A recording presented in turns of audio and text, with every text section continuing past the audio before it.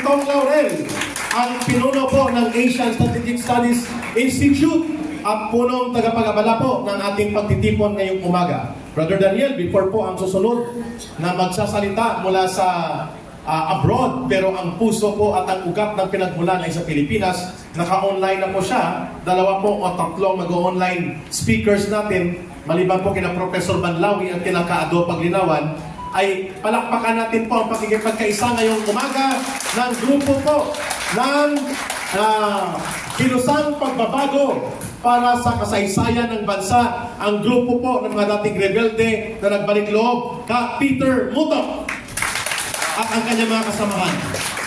Nandito din po ang Vice Presidente ng grupo ng manggagawang nagkakaisa para sa kapayapaan at Vice Presidente rin ng Makati Federated Senior Citizens Group at naging tagapagsalita for 14 years ng Kilusang Mayong Uno. Ngayon ay tagapagsalita na rin ng Koalisyon kontra Gyera ng Mamamayan at ang mga pangudyok sa digmaan ng gobyernong Marcos at ang Estados Unidos, Ginoong Nick Ilman. At kasama din po natin ang mga dating mga kasamahan ko, mga batang aktivista na ngayon po ay naglilingkod sa pagtatanggol ng karapatan ng mamamayan at tribong katutubo sa buong bansa. Sila po ay nagre-represent ng Indigenous Peoples' Rights Act Advocates Center. Nandyan po ang EPRA Center sa likod natin. Thank you.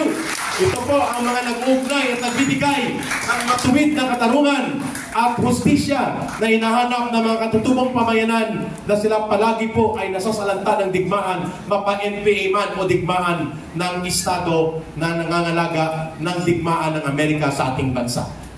At Daniel, nandiyan na ba ang ating susunod na tagapagsalita online? Yes, thank you, Eric. Our next speaker will be joining us via Zoom in Beijing, Professor Ana Malindo Goy, Vice President of Asian Century Philippine Strategic Studies Institute, External Affairs. Let us welcome Professor Ana Malindo Goy for her opening statements. Thank you. Thank you, Daniel.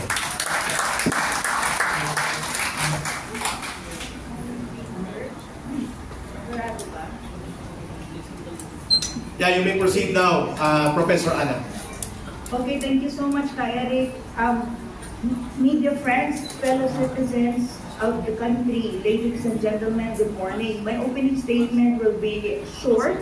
And also, I think si Kamentong nilatag naman niya lahat ng mga kailangan ilatag kung bakit tayo nagkakaroon ng media forum na ito at kung bakit din kailangan natin mga manawagan sa ating gobyerno at sa ating presidente when you talk about issues related to war or related to EDCA at yung interference and ng Amerika at yung ating tinatawag natin na foreign policy na very much leaning to the United States and beholden to the United States. So my opening statements will be short because I need also to do other things at the moment. And by the way, at the moment, I'm not in Beijing, but in another place. In China. Okay, just for the record. Okay. Today, I am here participating in this media forum with a message of peace and sovereignty. A message that echoes the sentiments of many Filipinos who yearn for a future free from the shadows of foreign intervention in the internal and external affairs of the Philippines. The theme of our gathering today is no to US BDM war, no to EDCA, United States stay out.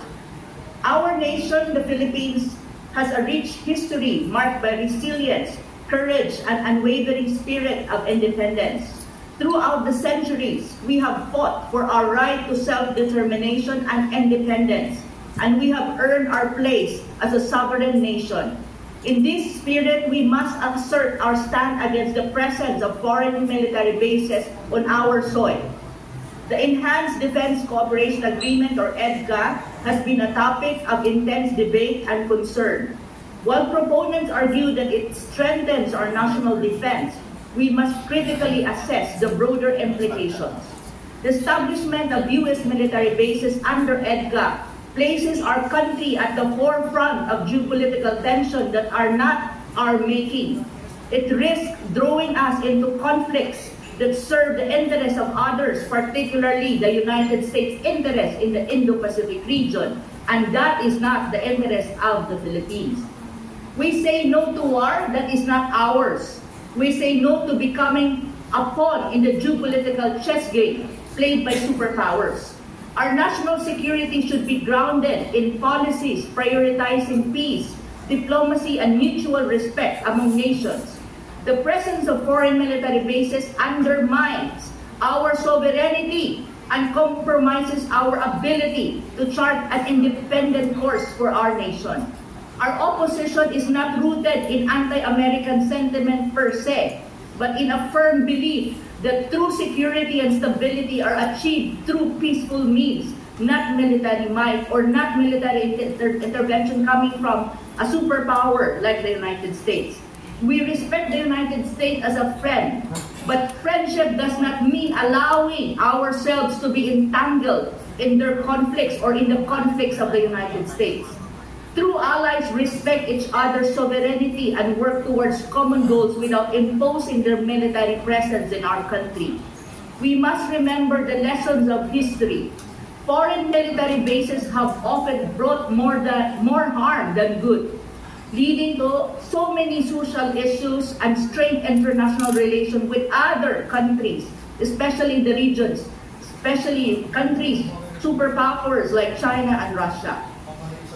Our focus should be on building a self-reliant defense and military system, fostering regional cooperation, and addressing the root causes of insecurity through economic development and social justice.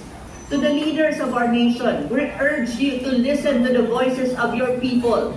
The path to a secure and prosperous Philippines lies in peace, not war, in sovereignty, not subservience. Let us invest in our own capabilities, strengthen our diplomatic ties, and promote a foreign policy that reflects the true interests of the Philippines. To my fellow citizens, mga kababayan ko, our voices matters. Your voices matter. Stand up and be heard. Advocate for a Philippines that is free from military bases and foreign military interventions. A Philippines that stands proudly on its 2 feet. A Philippines that is a beacon of peace in a world too often marred by conflict. In closing, let us reaffirm our commitment to peace, independence, and national sovereignty and dignity. Let us say with one voice, no to US BBM-WAR, no to EDCA bases. Together we can build a future that honors our past, secures our present, and promises a brighter, more peaceful tomorrow for the generations to come.